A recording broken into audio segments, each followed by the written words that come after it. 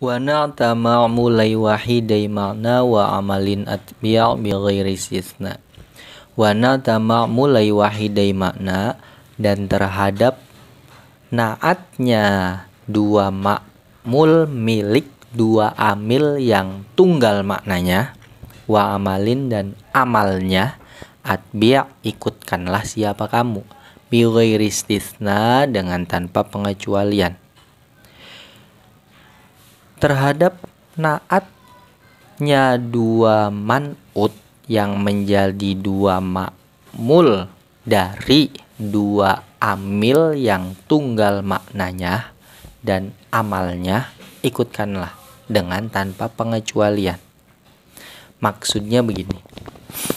Jadi semisal ada dua man'ut, ya. Ada dua man'ut, dua lafaz yang ingin disifati, dan dua man'ut ini merupakan dua ma'mul dari dua amil, ya. Dan dua amil ini secara makna dan amal sama. Maka nanti naat dari masing-masing man'ut yang menjadi ma'mul dari amil tersebut harus diikutkan, ya.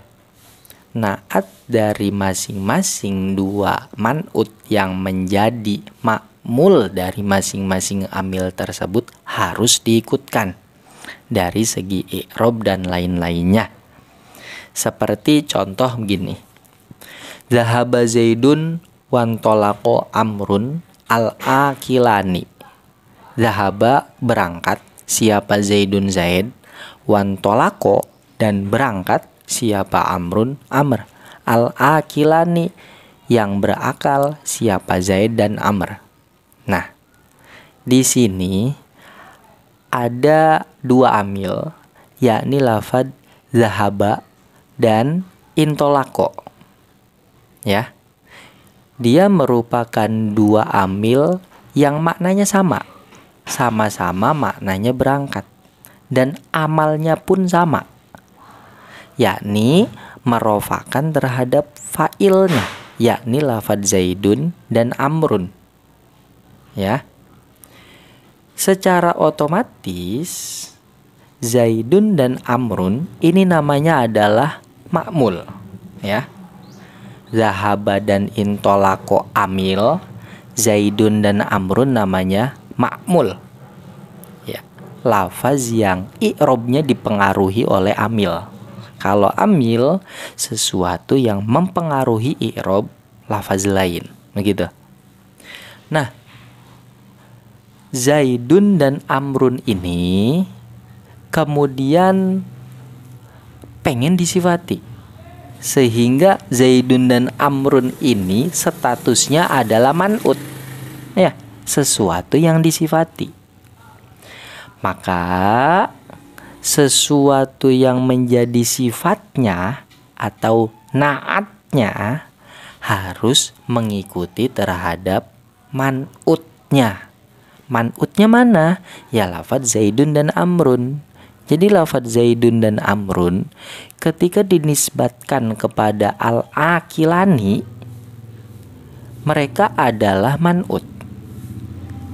Kemudian Zaidun dan Amrun kalau seandainya dinisbatkan pada zahaba dan intolaqo, dia namanya adalah ma'mul, ya.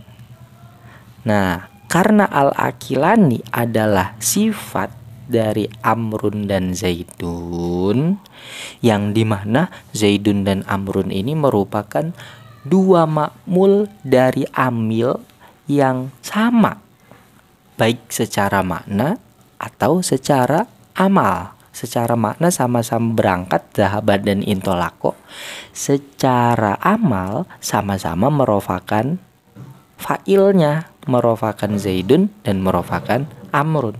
Makanya sinaatnya yakni al-akilani harus mengikuti man'utnya dari segi i'rob dan lain-lainnya, begitu, ya. Karena Zaidun dan Amrun ini rofa, maka al-akilani pun harus rofa, ya. Atau contoh lain, haddatsu Zaidan wa kalamtu Amron al-karimaini. Haddatsu berbicara siapa saya, Zaidan kepada Zaid. Wa kalamtu dan berbicara siapa saya, Amron kepada Amr. Al-karimaini yang dermawan, siapa Zaid dan Amr. Jadi lafaz haddasa dan kalama ini namanya amil, ya. Dialah yang memengaruhi i'rab lafaz lain. Lafaz Zaidan dan lafaz Amron ini namanya ma'mul karena dia menjadi lafaz yang i'rabnya dipengaruhi oleh lafaz haddasa dan lafaz kalama. Begitu. Dua amil ini, yakni haddasa dan kalama, ini kan maknanya sama-sama berbicara. Kemudian pengamalannya juga sama. Haddasa ini karena sudah punya fa'il berupa domir tu. Kalama pun sama, sudah punya fa'il berupa domir tu. Maka ma'mul yang dicari selanjutnya adalah maf'ul bih. Ya, dua-duanya sama dalam pencarian maf'ul bih, sehingga Zaidan dan Amron ini dipot sebagai maf'ul bihnya haddatsu dan kalamtu, gitu ya. Jadi haddatsu dan kalamtu ini adalah dua amil yang maknanya sama dan pengamalannya sama. Maknanya sama-sama berbicara, haddatsa dan kalama. Amalnya pun sama. Haddasa menasobkan Zaidan, kalama menasobkan Amron. Kemudian Zaidan dan Amronnya ini disifati sehingga dia punya status ganda, yakni sebagai ma'mul jika dinisbatkan pada haddasa dan kalama. Dia juga disetatuskan sebagai man'ut jika dinisbatkan pada naatnya, ya. Maka naatnya ini harus mengikuti Zaidan dan Amron, harus mengikuti man'ut, begitu. Makanya al-karimaini, ya. Al-karimaini ini i'rabnya nasab karena mengikuti man'utnya, yakni lafaz Zaidan dan Amron. Begitu. Ya. Sekarang kalau seandainya makna dari dua amilnya ini berbeda atau amal dari dua amilnya ini berbeda, maka wajib diputus. Istilah nahwunya adalah qat'un, diputus. Begitu. Tidak boleh sinaat ini, sifat ini, ya, diikutkan kepada man'ut, diikutkan kepada lafaz yang disifati. Contoh yang pertama yang makna dari dua amil ini berbeda seperti Ja'a Zaidun wa zahaba Amrun. Nah, lafaz ja'a dan lafaz zahaba ini kan maknanya beda. Kalau ja'a ini maknanya datang, zahaba maknanya pergi, ya. Yang dimana ja'a dan zahaba ini adalah amil kepada makmulnya masing-masing.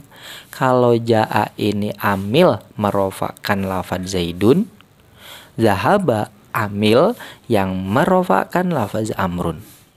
Oke, secara amal sama, merofakkan fa'ilnya, tapi secara makna ini berbeda. Nah, kalau seandainya makmul dari ja'a dan zahaba, yakni Zaidun dan Amrun, ini diberikan sifat, maka sifatnya harus diqat'u, harus diputus. Semisal sifatnya adalah berakal ya. Cara memutusnya itu bagaimana? Dengan kita kira-kirakan fiil. Ya.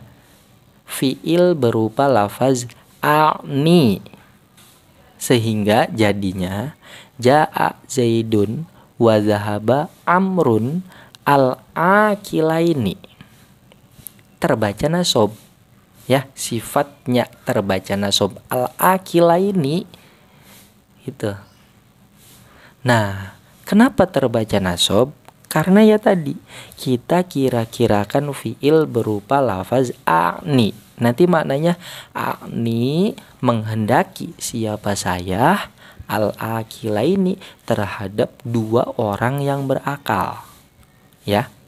Sehingga al-akilaini ini tidak berkedudukan sebagai na'at lagi, tapi dia berkedudukan sebagai maf'ul bih dari fiil yang dikira-kirakan. Begitu. Itu namanya qat'un. Atau metode qat'un yang kedua, sifatnya ini berirob rofa dengan kita mengira-ngirakan domir yang menjadi mubtada berupa lafaz huma. Jadi kita bacanya ja'a Zaidun wa dhahaba Amrun al-akilani. Nah, al-akilani ini i'rabnya rofa. Karena kita mengira-ngirakan lafaz huma setelah lafaz Amrun. Jadi huma bermula Zaid dan Amr, al-akilani adalah dua orang yang berakal.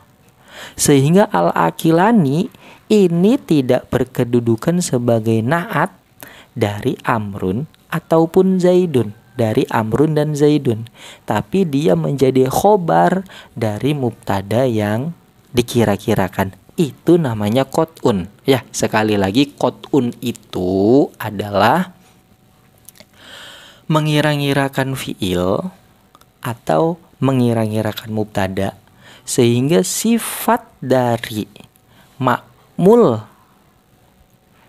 ini tidak berkedudukan sebagai na'at. Kalau terbaca nasob ya berkedudukan sebagai maf'ul bih dari fiil yang dikira-kirakan.